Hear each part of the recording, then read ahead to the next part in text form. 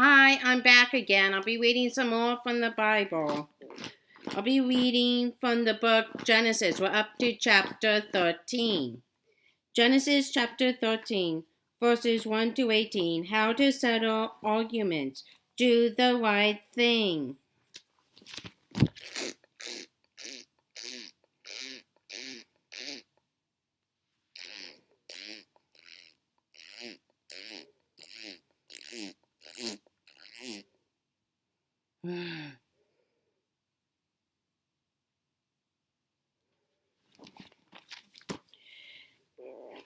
How to settle arguments. Do the right thing. Brothers and sisters usually fight. Some even argue with their parents. Neighborhood children get into arguments about almost any game they play. Even the best of friends sometimes disagree with each other. Is it possible to stop all the fighting?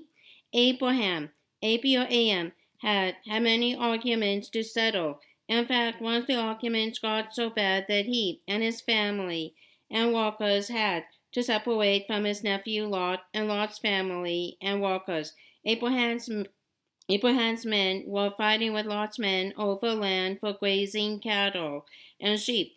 There were just too many animals for the land to support all of them. Abraham decided to talk to Lot about the problem, and they worked out a solution. Here's what you can learn from Abraham.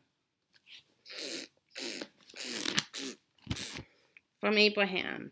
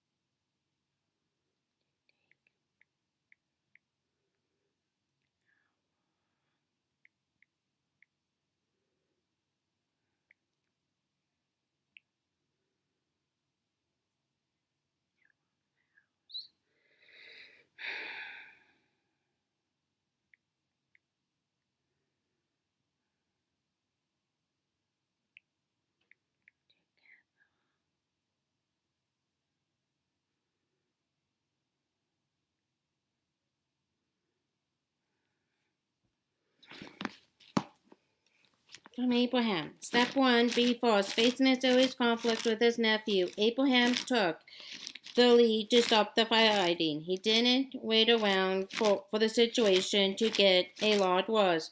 Others may be the first to start a fight, but you can be the first to open the way for a solution. Step 2. Be last. Abraham let Lot go first in choosing the land he wanted. Lot, of course, took the best for himself. Often, the other person will do that, but not always. Sometimes, you will be able to find a way to share or divide equally. But even if it means not getting what you want, be willing to choose first. Step 3. Be at peace. Family peace was more important to Abraham than his own personal desires. His example shows us how to respond to difficult family situations. You can be a peacemaker in your family instead of a troublemaker.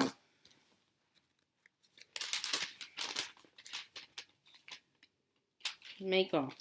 Chapter 13. Abraham and Lot separate. So they left Egypt and traveled north into the Negev. Abraham with his wife and Lot, and all that they owned, for Abraham was very rich in livestock, silver, and gold.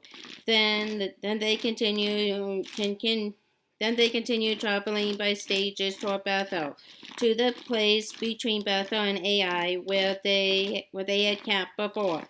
This was the place where Abraham had built the altar, and there he again worshipped the Lord. Now Lot, who was traveling with Abraham, was also very wealthy, with sheep, cattle, and many tents. But the land could not support both Abraham and Lot with all their flocks and herds living so close together. There were too many animals for the available pasture land. So an argument broke out between the herdsmen of Abraham and Lot. At that time, Canaanites and Perizzitians were also living in the land. Then Abraham talked it over with Lot. This arguing between our herdsmen has got to stop, he said. After all, we are close relatives. I'll tell you what we will do. Take your choice of any section of the land you want, and we will separate. If you want that area over there, then I will stay here. If you want to stay in this area, then I will move on to another place. To another place.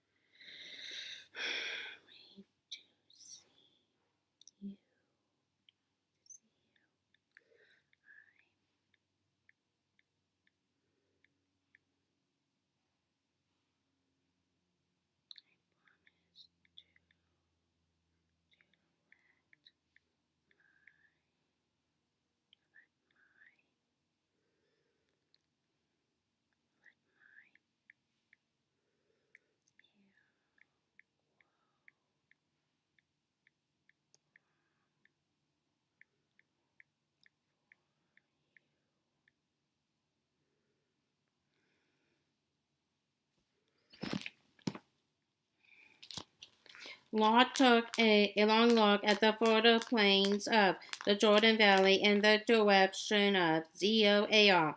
The whole area was well watered everywhere, like the garden of the Lord or the beautiful land of Egypt.